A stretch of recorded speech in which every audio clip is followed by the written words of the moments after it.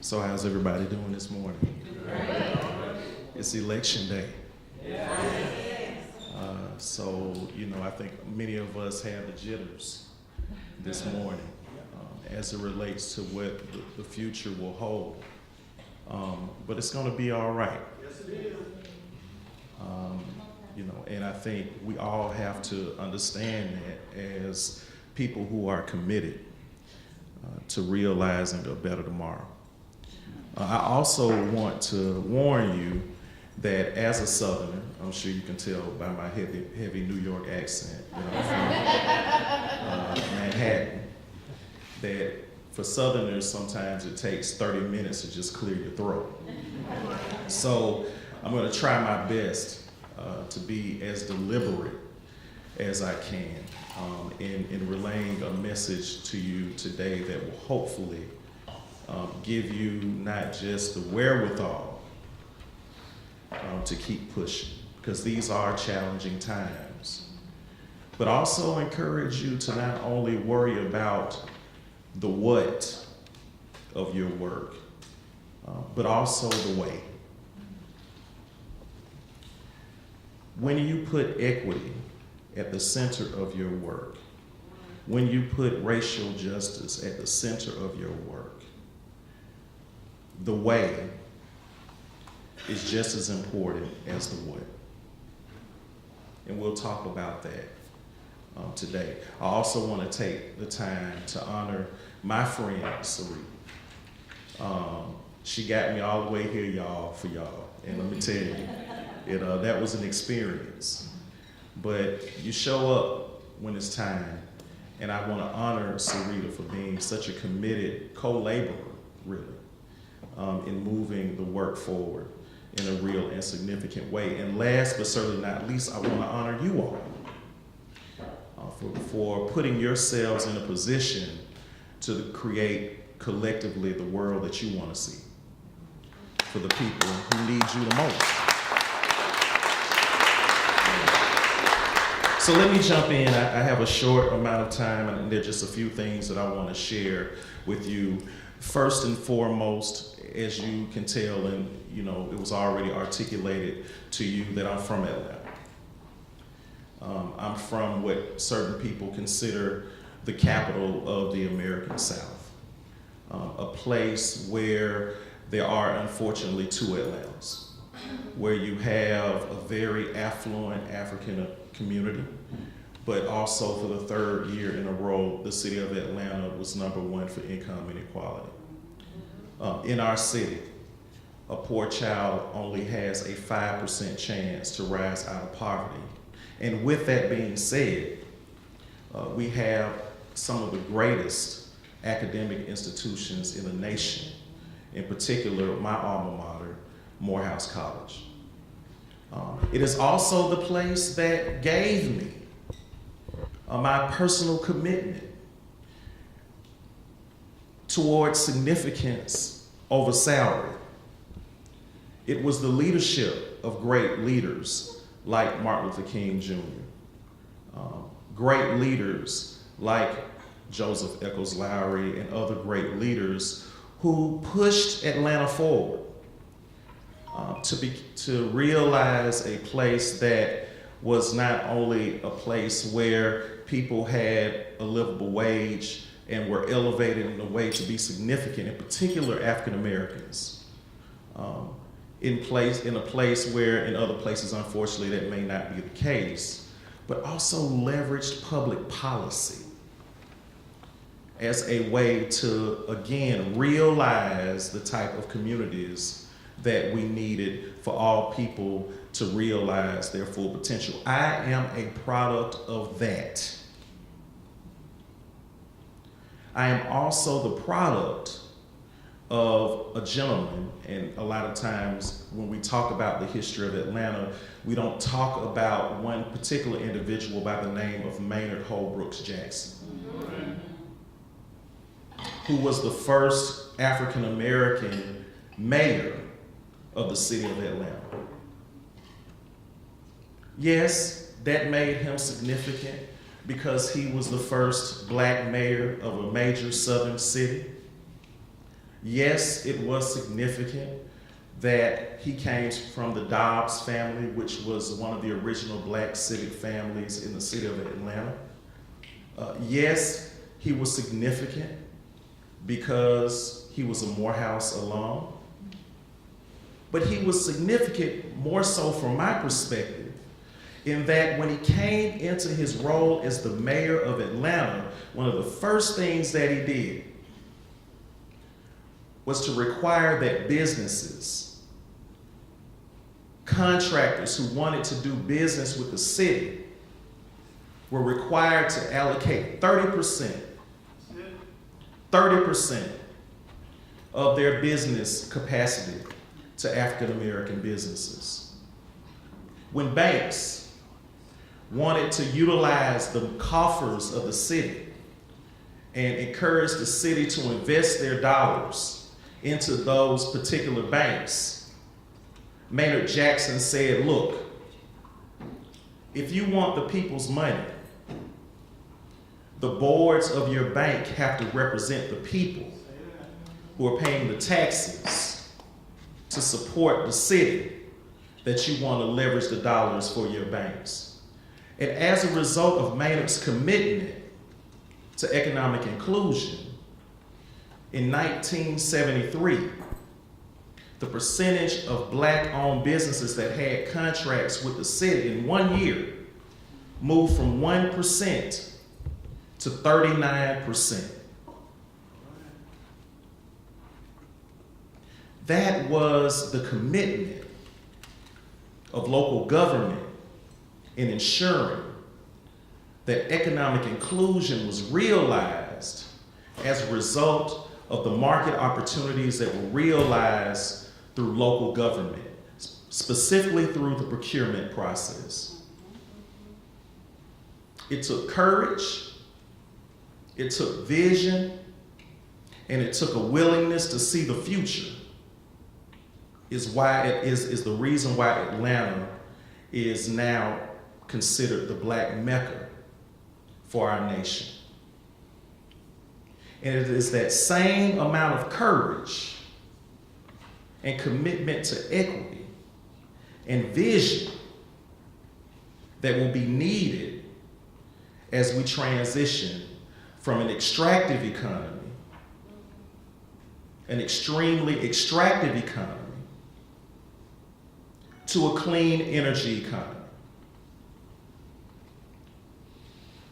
It will take us as a community of leaders and stakeholders to work hard to make sure that as we transition from a dependence on fossil fuels, as we transition, as many of the cities in our country have committed to doing, from being committed to fossil fuels in a way that are creating the carbon challenges that we're facing, to actually begin the process of lowering those carbon emissions. As we begin to utilize new technologies that will hopefully work to make our communities more resilient, we have to commit to making sure that we're not replacing one oppressive economic system with another. We have to make sure that renewable cities, that resilient cities, does not become what we've seen in the 60s, urban renewal. That is your charge as a leader in advancing this work. And I'll tell you, for many of you who are sophisticated as it relates to the equity conversation, we know that equity and equality are not the same. That those are two different things that realize two different outcomes. Well, there's another key component that makes equity different than equality. And that component is history. History is one of the primary drivers and difference makers between equity and equality. Why am I talking about history? Why am I talking about history if we're talking about moving forward towards a clean energy future. Why am I talking about history as it relates to moving forward to create a more resilient community? Because like James Baldwin said, history is the present. Where we are today is directly influenced by the decisions that were made in the past. And if we're going to have a serious conversation, and this is why I came here to support you all today, if we're going to have a serious conversation about how we got here, if we're going to have a serious conversation about transitioning from an extremely extractive economy, well, let's talk about then what real extreme extraction is all about. Let's talk about where extreme extraction began.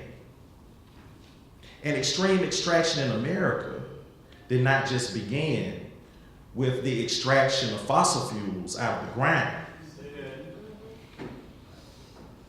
As a Southerner, I will tell you that it began with the extreme extractions of Africans and indigenous people from Africa and from indigenous places to drive an economy that primarily worked for free.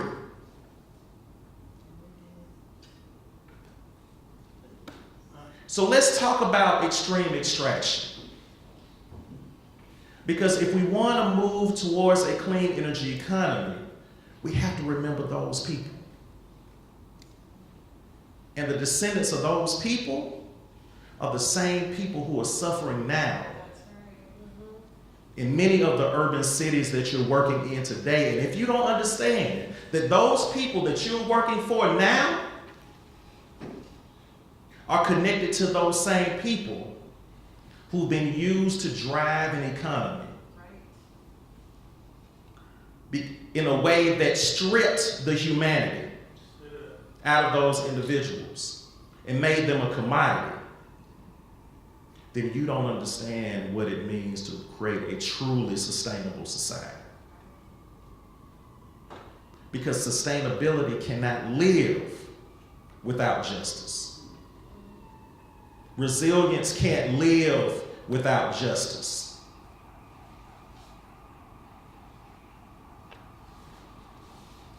So, as you continue to advance your work and understand the historical implications of your work and the connections between the people who initially drove this economy for free, and how we end up here in a society where those same communities are suffering as a result of the decisions that we've made collectively as a community. Our earth is suffering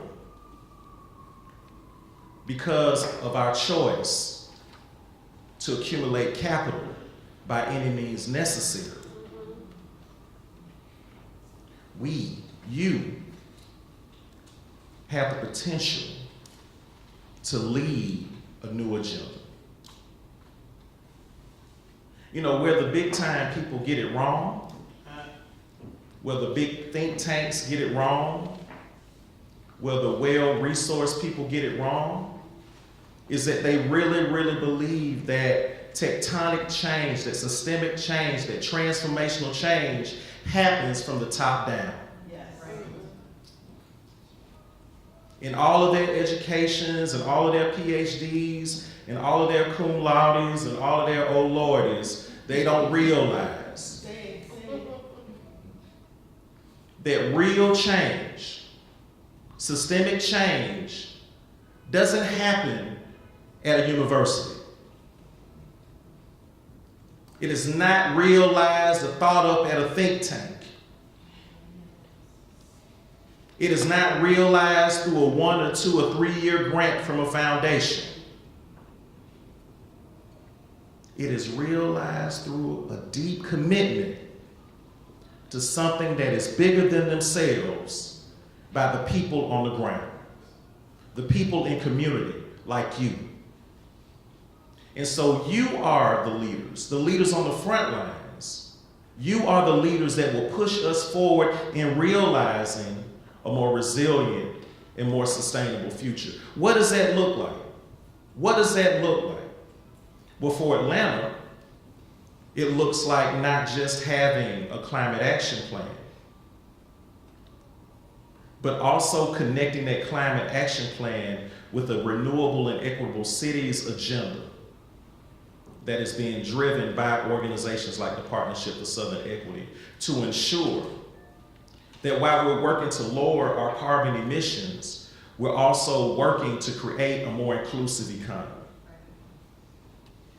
We're working to ensure that as we think about how we want to solarize our city, we're also thinking about how can we make sure we work with technical colleges and universities and our Atlanta Housing Authority to ensure that those same people who are our assets and the talent that we need to drive our future economy are actually positioned to be a part of it and not just sitting on the sidelines while new people are coming in and benefiting from those new jobs that are being created. I'm gonna tell it, y'all. I'm here for you all, because it's important for us to have these real conversations, right? So it's also about making sure that when you go home that you work to coordinate an ecosystem of actors and organizations that can work with you collectively to advance a policy position about these issues around climate and equity and racial justice. We have a coalition that we have organized in Atlanta and in the state of Georgia called the Just Energy Circle, where we have over 30 organizations that have come together from around the South and around Georgia to begin the process of building the type of political influence that will finally influence entities like the Public Service Commission and begin to engage in things like the Integrated Resource Plan. When you begin to advance this agenda, you have to begin the process of looking at power when we talk about clean energy. It's not just the generation of energy that will light that chandelier. But when we talk about power, we look at it as a double entendre. That it's not just about the power that lights our bulbs, but it's also building and growing the political power that you will need to advance things and policies and opportunities like procurement opportunities in your local communities, the engagement around the Public Service Commission, and other key policy decisions that have to be made that will actually assist you in realizing the goals that you have. So you've got to work to create that ecosystem. You've got to be engaged with the community. You've got to make sure that as these economies transition, that the people that are left behind are actually on the front lines to benefit from the economy that is being created. And last but certainly not least, you've got to be willing to get in the way. You see that again? You've got to be willing to get in the way. Courage is something that, for many of us, have lost in the professionalization of our work. Many of the gentlemen in this room may know the difference between a Windsor knot and a 4-in-1 knot and a bow tie, but don't know how to organize in the communities that we care about. Some of us are more concerned about being invited to the chicken dinners Say that, please. than being willing to stand up for the people that we care about. And I'm going to tell you, I'm standing in front of you today because I had enough of the chicken dinners. You've got to make the decision that you've had enough of the chicken dinners. You have to be willing to say and speak the truth, even when your voice is shaking around these issues of injustice and inequity. If you're not willing to do that, then the change that you want to see will not happen. We will never be able to negotiate our way into justice. A wise man once said, power concedes nothing without a demand. But you have to be prepared for those fights. Today, as an organization, we are in court now with our private utility, Georgia Power, to try to stop them from building and expanding a nuclear power plant. That's not because we didn't have anything better to do, but because we chose to get in the way. For the people in places like Burke County who surround Plant Vogel, who have to choose every day between their health and a job. So I didn't come today to bring you all a beautiful soliloquy or a nice PowerPoint presentation or to make you all feel good. What I hope I've done is help you to understand, number one, that when it comes down to change in our communities around the country, you are the most important asset that we have to advance this agenda. Two, that real change will not happen without you being willing to get in the way. And three, and I have to lead with my hero, Dr. Martin Luther King, is to bring to you this idea that he called the urgency of now. That we cannot afford to wait on someone else to solve our problems. T'Challa is not coming.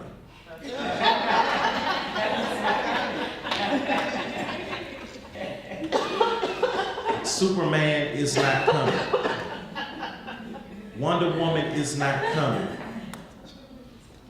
It is up to us to create a world that we want to realize through our commitment to ensuring that the economy, that the environment, that the cultures, that our society, and other things that we want to see will always, through your leadership, put the people